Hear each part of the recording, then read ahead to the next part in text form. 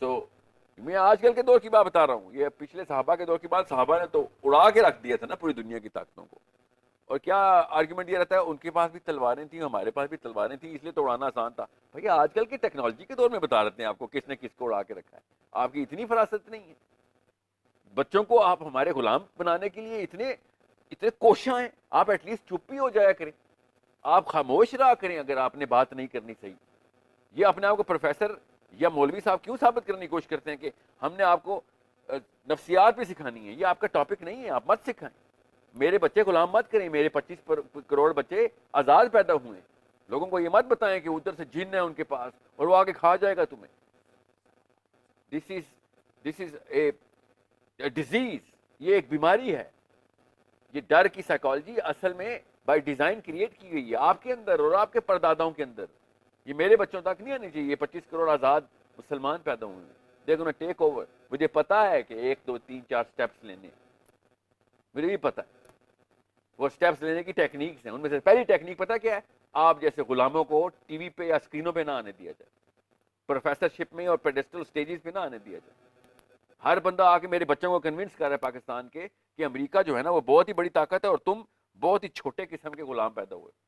ये बेशर्मी और कुछ भी नहीं है। एक साहबी यहाँ पे जिंदा होता सबसे पहले आपको उल्टा लटकाता कि ये कैसे सिखा रहे हो हमारे बच्चों को, ये आज़ाद इंसान पैदा हुए, इनको ये क्यों बता रहे कि वो कितना बड़ा और तुम कितने छोटे हो। और उनको इस बारे में एक खास हिसार के अंदर रख के अपने आप को क्यों प्रोफेसर साबित कर रहे हो। Don't do that to my Muslim kids, specially my future Muslim mother. जो लड़कियां हैं वो क्या करती हैं, ये सेकंड कॉज है जो वलीद आपका क्वेश्चन है कि हमारे घर, हमारा पाकिस्तान, और गौर कीजिएगा जितने भी ये प्रोफेसर और मौलवी साहब होते हैं ना, ये खुद भी जॉइंट फैमिली के हिले हुए होते हैं। ये भी ये पैटर्न नोट करना, ये कोरिलेशन में रन कर रहा हूँ। जो इंसान भी एक खास उम्र के बाद खवातीन के जेर साया ही पलेगा तो जाहिर है वो इस तरह की साइकोलॉजी के अंदर आएगा। लड़की बाय डिजाइन इनिशिएटिव नहीं लेती होती। इनका काम नहीं है लड़कियों का कि जा जाके लड़ाइयाँ करना हो, मुकाबले करने ना। काम है सिक्योर करके बच्चे को एक खास लेवल तक लेके आना। अगर एक बच्चा 12 साल से या 8 साल से ज़्यादा एक माँ के परों से बाहर नहीं आ रहा, वो बड़े होकर फिर ऐसे ही प्रोफेसर बनने, चाहे वो फौज में भी चला जाए। वो फौज में भी मोर्चों में छुपने की स्ट्रेटजियाँ बनाया करेगा। और हमारा पाकिस्तान ज़्यादातर जॉइंट फैमिली सिस्टम में अपनी माओं के और ख़वातीन के साय में लड़कों को पाल रहा है। अम्मी के पास से ट्रांजिट और हिजरत करके अब्बू के पास उनकी दुकान पे जाना, ज़मीनों पे जाना, काम पे जाना, दोस्तों के साथ, ये काम ज़रूरी था लड़के का। ये बहुत ज़रूरी है कि आपको पता हो कि मैं आपको एक बेसिक ट्रेनिंग कैंप बता रहा हूँ जो हमने खुद ख़राब किया हुआ है। इस जॉइंट फैमिली सिस्टम का मैं इसलिए ख़राब हूँ, हमारा लड़का नकारा कर दिया, हमारा लीडर जो है ना वो फॉलोअर कर दिया। ये है असली मसला। हमारा लीडर फॉलोअर, लीडर कौन होता है? जो खुद अपने डिसीजन लेता है, चाहे गलत हो या सही हो, सीखता है फिर उनसे। हमारा तो लड़का डिसीजन नहीं लेता, उसके तो अब्बू लेते हैं। इसके अब्बू के भी अब्बू लेते हैं, क्योंकि अभी तक वो मरे नहीं है। वो महल के बादशाह अभी तक सलामत है और नीचे पोते की भी शादियां हो रही, और उसके ऊपर फिर उसकी बीवी और उसकी सास और उसके पुप्पो, और उसकी पुप्पो ही उसकी सास होती है। कभी पुप्पो को अम्मी बोलता है, कभी पुप्पो को पुप्पा बोलता है। इस लेवल की कन्फ्यूजन है। वो प्रॉपर्टी के केस हों या खानदानी रस्म रिवाज के केस हों, बहरहाल रहते हो खानदानों के अंदर है, वो फिर डरपोक ही रहते। अम्मियाँ उनको बचा के चूजों का अभी तक रखा हुआ, चूजे बड़े ही नहीं हो रहे। अम्मी से बड़े साइज का चूजा अम्मी के परों में छुपा हुआ बैठे, वो फिर इस तरह के लेक्चर देता बाहर जाके। उसको तो अमेरिका से डर लगना ही लगना है ना। तो लेकिन क्या ये हकीकत नहीं है कि वो बहुत ताकतवर है? हो, हकीकत ये है कि ताकत कोई भी ले सकता है, ये हकीकत है। उनको कोई आसमान से नहीं ताकत आती, हकीकत ये है। और समझे, उन्होंने मिक्स बनाए हैं, ये टैंक बनाए हैं, न्यूक्स बनाए हैं, जो भी बनाए उन्होंने। इसका ये मतलब नहीं है कि हम उनके पैर और तलबे चाटा करेंगे। वो एक भी एटम बम चला नहीं सकी आज तक कोई कौम। किस बात का डर था? आप सोचिए किस बात का डर है कि एटम बम नहीं चलाते। There is a problem here, we have to solve this problem. सबसे बड़ा बम तो एटम बम ही है ना। चला के दिखाएं जरा। जो जिस हुकूमत के पास एटम बम है उसके पास पता है किस चीज का डर है? पढ़ें और खुद किताबें पढ़ें, खुद अपने बड़ों से पूछें कि एटम बम बनाए हैं तो चलाने के लिए नहीं बनाए, तो फिर बनाए किस लिए थे? ये कौमों को डराने के लिए बस बनाए जाते हैं। ये जहनों को के ऊपर जंजीरें डालने के लिए बनाए जाते हैं। मैं तो शुरू से पुश कर रहा हूँ साइंस एंड टेक्नोलॉजी की तरफ आए, मगर इस डर के मत आए। इन्होंने तो पहले ये कैप सेट कर दी हुई सबने कि भाई ये हमारी कैप है। कैप का मतलब होता है ये लिमिट है बस अपनी। और गौर से समझे इस बात को। ये इन्होंने छोटा सा खुदा खुद बनाया, खुद अमेरिका को खुदा बनाया। करोड़ दफा बता चुका हूं, आपकी औकात वही है जो आपके माने हुए खुदा है। जिस जिस खुदा को मानते हो उतनी औकात में आते हो। मेरा रब कायनात का मालिक है, मेरी इतनी बड़ी औकात है। इनका रब अमेरिका है, इनका F-35 इनके खुदा बन चुके हैं, इनको यही नहीं पता। You don't even get that simplest of those answers in your heads, and you dare you hold microphones and tell them कि नहीं नहीं मानो ये ख्वाब हैं, मानो हकीकत क्या है। हकीकत यह है कि आप बीमार हैं और कोई हकीकत नहीं, आपको नफ्सियाती मर्ज है, ये हकीकत है। मैं आपको बता रहा हूँ, किसी असली और अच्छे साइकोलॉजिस्ट के पास जाएं, वो असल में बताएगा कि जी आपके बचपन के पैटर्न्स ऐसे थे, आपके ट्रॉमा थे, आपके अब्बू ने बहुत बचपन में बहुत ज़्यादा मार दिया था या अम्मी ने कुछ कर दिया था, आपने रोते हुए माँ बाप में से किसी एक को देखा है, जो भी वजह हुई है, उसके बाद आपके पैटर्न्स में बेसिक डिस्पोजिशन ये थी, you have a broken family disorder, maybe some molestation, could be anything, मगर है साइकोलॉजिकल इशू ही। आज़ाद बंदे ऐसे नहीं सोचते होते, वो अपने बच्चों को किसी और वजह से ट्रेन करते होते। अमेरिका का बच्चा इसलिए तो नहीं वो ताकत में आया कि और चूंकि वर्ल्ड वॉर जीत गए थे, आप तो जो कुछ भी करेंगे सोना बन जाएगा, ऐसे नहीं होता। उन्होंने भी मेहनतें की, ठीक है। और आप इस वक्त वर्ल्ड वॉर के ऊपर हम इतना कुछ इत्तेफा करते हैं ना, सारा कुछ ही उसके ऊपर वो फाते हैं। और चाइना का कौन है फाते, ये बताएं। चाइना नहीं आ रहा वर्ल्ड वॉर, सोचें जरा, चाइना कैसे ऊपर जा रहा है। जापान के साथ तो एटम बम गिरा था उनके ऊपर, सबसे ताबे तो उनको होना चाहिए था। How did they slip stream through the world. ये कहानियां किसी और को सुनाइएगा, ये सारे specially those liberal professors who are keep on pumping this card कि ये मौलवी जो है ना, ये ईमान की कहानियां और अरेबियन सिविलाइजेशन से उठा के लाते हैं अपनी हिस्ट्री की और ज़बरदस्ती अपने सर पे डालते हैं। हालांकि हम तो पाकिस्तानी हैं, वो अरब थे, वो तो तुम पे थूकते भी नहीं है। इस किस्म की बकवासियात यूनिवर्सिटी कैंपस में चल रही। असल में जिस पे बम गिरा है, असल में एटम बम जिस पे गिरा है, वो इस वक्त दुनिया की सबसे एडवांस कौम है, जापानी। ये फातिमा मफ्तू की कहानी मुझे आती है बतानी, मैं आपको बताऊंगा कैसे समझाते हैं। समझा रहा हूँ रोड गलियों में जा जाके हर स्टूडेंट को। आपका काम नहीं है, प्लीज़ आप जनाजे के मसाइल बताया करें, तलाक के मसाइल बताया करें, ये बताया करें कौन शिया है कौन नहीं है, कौन काफिर हो गया कौन कौन नहीं है, ये इस तरह की कहानी सुनाएं। और प्रोफेसर साहब लिबरल्स, आप ये बताया करें कि डिग्री कैसे लेनी है, नंबर कैसे लेनी, नौकरी कैसे लेते हैं, बॉस को कैसे खुश करते हैं। प्लीज़ इंसानी नफ्सियात में मत आएं, स्पेशली इस्लाम के नाम के, और मुसलमानों को छेड़ना बंद करें। इस्लाम डर का मजहब नहीं, डर को ताबे करने का मजहब है। अल्लाह ताला ने कुरान पाक में कहा, ये इनसे ऐसे डरते हैं सूरह निसा में कि जैसे अल्लाह से डरने का हक है या फिर इससे भी ज्यादा। ये है अल्लाह ताला की आयत, डायरेक्ट सुना रहा हूँ कुरान पाक, स्क्रीन पे आनी चाहिए समा टीवी की, कि अल्लाह ताला ने इस नफ्सियात को पकड़ा था कि ये ऐसे इंसानों से डरते हैं, लौकिक इंसानों से। ये पाकिस्तानी अमेरिका से ऐसे डरते हैं, ये स्पेशली फिलासफर्स और ये प्रोफेसर्स और ये मौलवी अमेरिका से, ये सूरह निसा सुना रहा हूं मैं आपको ब्रैकेट में डाल के, इंसानों से ऐसे डरते हैं जैसे अल्लाह से डरने का हक है, या फिर अल्लाह ताला क्या कह रहे हैं, या फिर उससे भी ज्यादा डरते हैं जितना अल्लाह से डरने का हक है।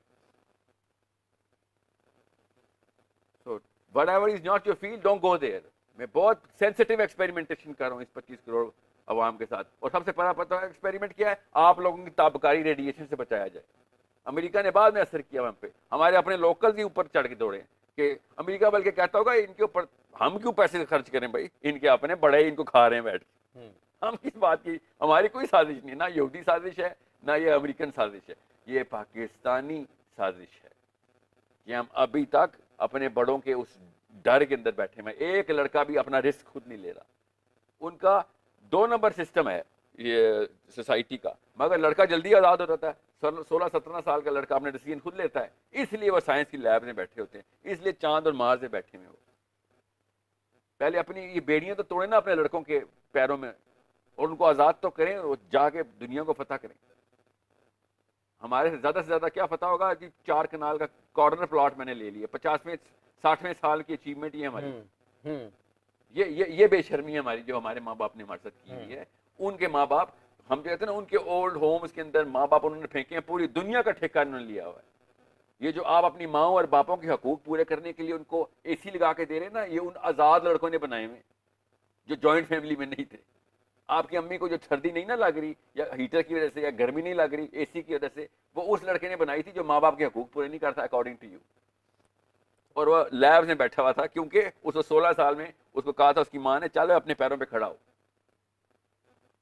तो ये मुझे किसी और, मुझे असली एंगल पता है, मुझे सब वो वाले मामलात और हालात बताएं जिसकी वजह से इंसान फर्द के तौर पे और ग्रोह के तौर के ऊपर करवट बदलता है। So I am very, very angry at those old folks, people who are arrogant tones, who are saying, नहीं हम तबाह हो चुके हैं, वो हमारे खुदा हैं, हम उनके माबूद हैं, प्लीज बस इस हकीकत को तुम्हारा ख्वाब देना देखना बंद करो। साहिल साहब कोई ये कहता तो नहीं है, क्योंकि जब हम अल्फाज ये नहीं होते बेटा, बच्चे ऐसे ही सोचते हैं ना। आप सोचें, मैंने एक छोटे से 8 साल के बच्चे को F-35 दिखा दिया, कोई मजाक है? हम कोई ऐसी वैसी चीज दिखाएंगे, और क्या दिखाया कि ये है, देखो इतनी बड़ी चीज है, हम तो दुनिया का वो आयरन डोम। आप बताएं, आप दोनों में से किसी ने आयरन डोम देखी? नहीं ना देखी असल में, तो पता क्यों है आपको उस आयरन डोम का? किसने बताया आपको? किसी एक बुजुर्ग ने आके पर फैला के बताया था, छोटे से जब हम थे, इसराइल के पास आयरन डोम है जी। मैं आपको बताऊं, आयरन डोम सबसे कमजोर, सबसे इजीली स्पॉटेड वीकनेस क्या आयरन डोम की, कि उसका जो शेल का रिकॉइल है ना, वो सबसे स्लो है।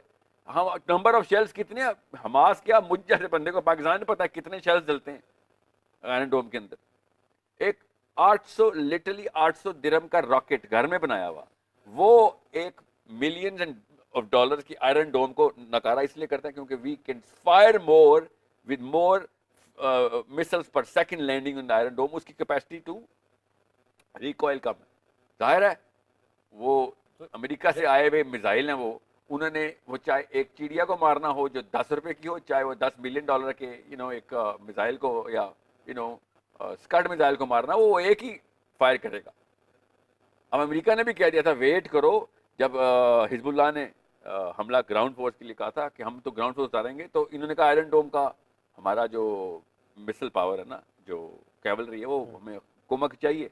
तो अमेरिका ने कहा था अभी वेट कर, हम यूक्रेन में डाल रहे हैं सारा का सारा पैसा, अब हम 3 मिलियन शेल्स उन्होंने मांग लिए में तुम्हारा। और वो उसने भी कह दिया, यूक्रेन ने भी कह दिया अगर मदद ना की तो होगा। या तो मैं खाली बता रहा हूँ, अमेरिका ने जब आयरन डोम को रीफिल करने के लिए टाइम मांगा था, तो उन्होंने कहा था भाई लोहे के मिसाइल बनने में टाइम लगता है, ठीक हो गया, ठीक है, उसका गैप है, उसका ऐसे तो नहीं होगा कि तुमने जादू से तो नहीं हो रहा है काम।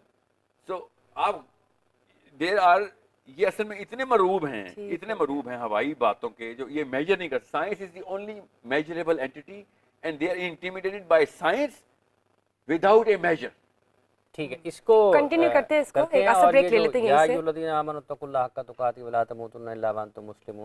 ये जो आपने इससे पहले गुफ्तगू की है, इसको उसके साथ जोड़ने की जरूरत है कि फिर आप, इसका मतलब यह है कि आप उस पैगाम तक नहीं है जो शुरू हुआ है यहाँ से, वैदा समी, ये पहला पैगाम है, इस आयत में पहले पैगाम है। ठीक है, इसलिए मैं आपको देखिए, मुझे एक वक्फा ले लें, 10 सेकंड में, मैं असल में हर टीवी चैनल पे और हर यूनिवर्सिटी कैंपस में ये सुन सुन के अब थक गया हूँ कि पहले मान लो कि हम छोटे हैं, पहले मान लो वो बड़े। अगर आपने ये मनवा दिया, उसके बाद आपका बच्चा छोटा ही मरेगा, चाहे वो 90 साल का हो।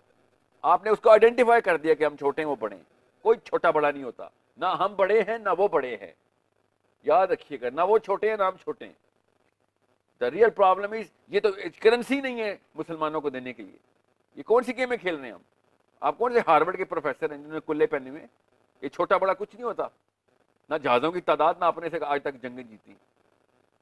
और ये हमारे हमसाये में पता चल गया हमें। मैं अभी नहीं इस तरफ आ रहा जिस तरफ मैं आपको गैर मुस्लिमों की मिसालें दे रहा हूँ इस वक्त। मुसलमानों की क्या बात करनी? चाइना और जापान मुसलमान है और ईमान की ताकत के ऊपर गए हैं, जो आप कह रहे हैं, जो मैं कहूँगा नहीं मैं तो ईमान बेच रहा हूँ। भाई कॉमन सेंस की बात है।